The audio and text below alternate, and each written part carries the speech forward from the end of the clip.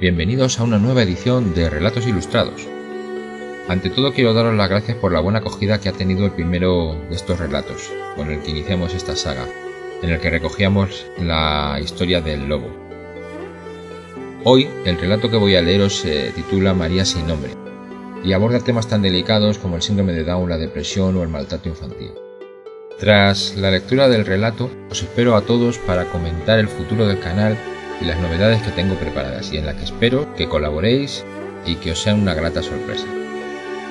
Ahora, bienvenidos a una nueva edición de Relatos Ilustrados.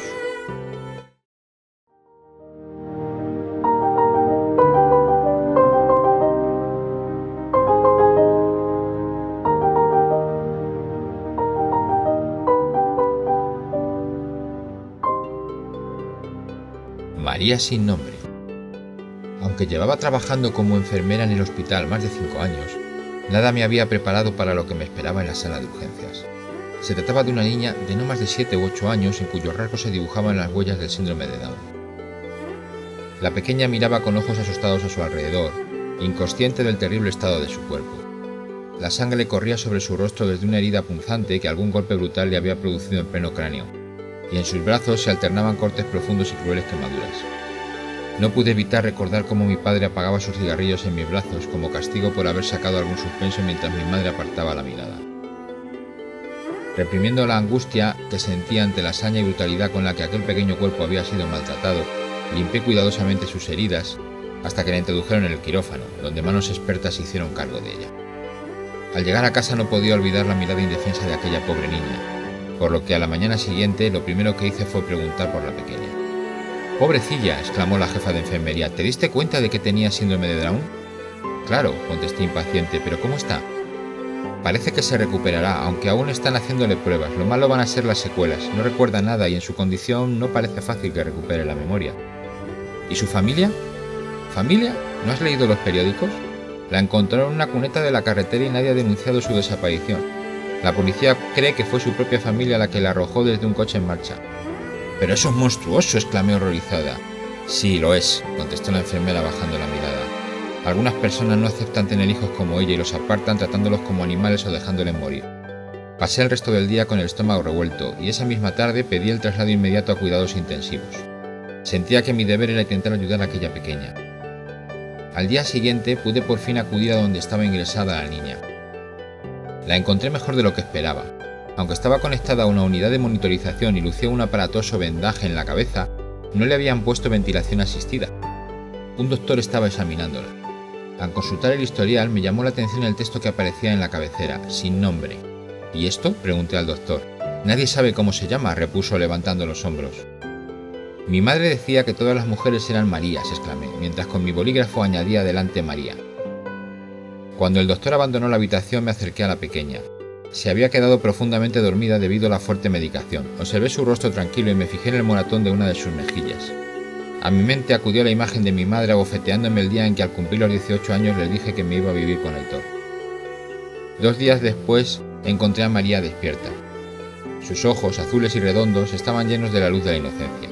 Miraba a su alrededor con curiosidad y expectación y nada más verme me saludó con un tembloroso hola. Noté de inmediato cómo se estremecía al ver la bandeja en la que llevaba los útiles para hacerle un análisis de sangre. «No te preocupes, cariño, no te voy a hacer ningún daño», le dije acariciándole la mejilla. Cuando acerqué la jeringuilla a su brazo, todo su cuerpo temblaba. Estuve a punto de tirar la maldita jeringa y estrecharla entre mis brazos, pero al final decidí realizar la extracción lo más suavemente que pudiera. Al terminar, le di un beso en la mejilla y ella me devolvió una sonrisa que me supo a gloria. Más tarde le llevé un pequeño geranio que tenía en mi casa medio abandonado. «Está chunga», exclamó al ver el estado raquítico de la planta. «No se lo digas a nadie», le susurré al oído. «Es que soy un desastre como jardinera». Empezó a reírse con esa sinceridad y entrega de la que solo son capaces los niños, consiguiendo que mi trabajo en el hospital se llenase de luz y alegría. Poco a poco el estado de María fue estabilizándose. El fantasma de una posible infección empezaba a alejarse definitivamente.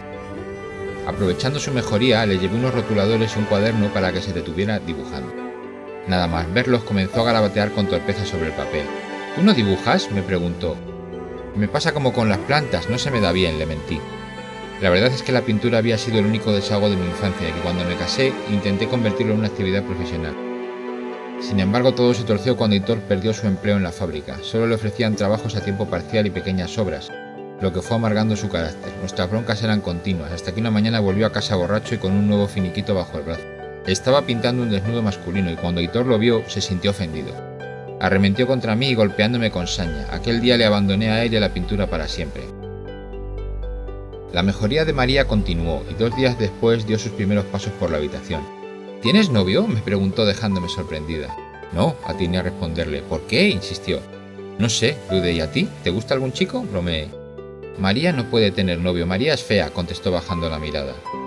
Eso no es cierto, repuse indignada. Eres la niña más bonita del mundo. Cuando seas mayor tendrás novios a montones. Su rostro se iluminó y echándome sus manitas alrededor del cuello me regaló el beso y el abrazo más sinceros que he recibido jamás. No pude evitar que algunas lágrimas resbalasen por mi mejilla. Aquella fue la primera y la última vez que pude tenerla entre mis brazos. Al día siguiente, cuando me incorporé al turno de mañana, el doctor de guardia me estaba esperando. Ha ocurrido algo terrible, me dijo. ¿De qué está hablando? Se trata de María, repuso. Anoche entró en coma. ¿Cómo es posible?, pregunté intentando reprimir el nudo que se estaba formando en mi garganta. Ayer estaba perfectamente. Tenía un coágulo en el lóbulo frontal que no habíamos visto en el TAC. No hemos podido hacer nada, ha muerto hace una hora. El doctor me dijo que me tomase el día libre y me fuese a casa, pero, aunque el golpe fue tan duro que apenas era capaz de tenerme en pie, quise ir una última vez a la habitación de María. Al entrar, creí por un instante que María me recibiría en la cama con su mirada de curiosidad y su sonrisa inocente, pero solo un amasijo de sábanas me dio la bienvenida. En un rincón estaba el cuaderno que le había regalado. Fui hojeando sus primerizos e inseguros dibujos, hasta llegar a uno en el que había pintado una niña con la cabeza envuelta en vendas junto a una enfermera, y en medio de las dos un enorme corazón rojo. No pude reprimir más tiempo mis lágrimas y rompí a llorar con desesperación. Eran lágrimas de pena, sí, pero también de indignación y rabia, lágrimas reprimidas desde mucho antes de conocer a María. Estaba a punto de irme dejando atrás todo cuando reparé en el pequeño geranio que le había regalado. El día anterior estaba mustio y raquítico, pero ahora estaba lleno de vida y repleto de pequeñas flores sonrosadas. Sin comprender muy bien por qué aquello hizo que mis lágrimas se convirtieran en una incipiente sonrisa. Esa misma tarde desempolvé mi viejo estuche de pinturas al óleo y pinté un retrato de María, a cuyo lado puse su hermoso geranio en flor. Desde ese día mi casa y mi vida se llenaron de una nueva luz. Puede que nunca llegue a saber quién era realmente mi pequeña María sin nombre, pero lo que sí sé es que en el poco tiempo que tuve el privilegio de conocerla, ella me ayudó a recordar quién era yo. Espero que os haya gustado el relato. Sé que es una historia terrible, pero lo más terrible de todo es que este tipo de historias se producen en la realidad. Hay gente que no admite la diferencia entre las personas y que cree que unas son más válidas que otras. Algún día nos daremos cuenta que todos somos exactamente iguales y que ni diferencias de piel, de color o de coeficiente de inteligencia nos hace mejores o peores. Bueno, más allá de todo esto, quiero pediros que colaboréis en el canal, que me deis vuestras opiniones y que iniciemos hoy pues un debate sobre cuál debe ser el rumbo de estas historias. Hasta ahora he leído 2 historias que eran mías, pero puedo leer historias de otros autores también.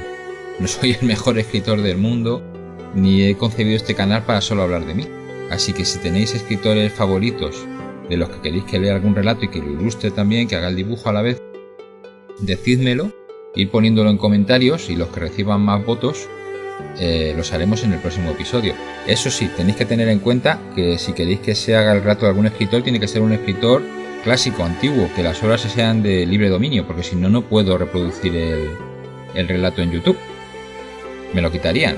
Así que animaros y bueno, hay muchos autores que os puedo sugerir. A mí me gustan mucho los autores clásicos de género, digamos, pues como H.G. Wells, Poe, Lovecraft, que tienen relatos cortos que se adecuan mucho a esta sección, pero bueno, estoy abierto a cualquier otra sugerencia. Decidme aquello que os guste y aquí lo traeremos. Y por otro lado, quiero también preguntaros qué rumbo queréis que siga en el canal. Hasta ahora estamos haciendo estos artículos de relatos ilustrados y a la vez otros en los que hablamos de literatura, consejos y demás, pero ¿qué otros temas queréis que trate? ¿Os queréis que traiga crítica literaria, que hablemos de determinados libros, que hablemos de novedades del sector, queréis que hablemos de otros temas? Como siempre, usar comentarios, colaborar y, por supuesto, si os gusta el canal, ya sabéis, suscribiros, dar a la campanita y iremos aumentando poco a poco los contenidos. Así que muchas gracias por escucharme una vez más y hasta la semana que viene.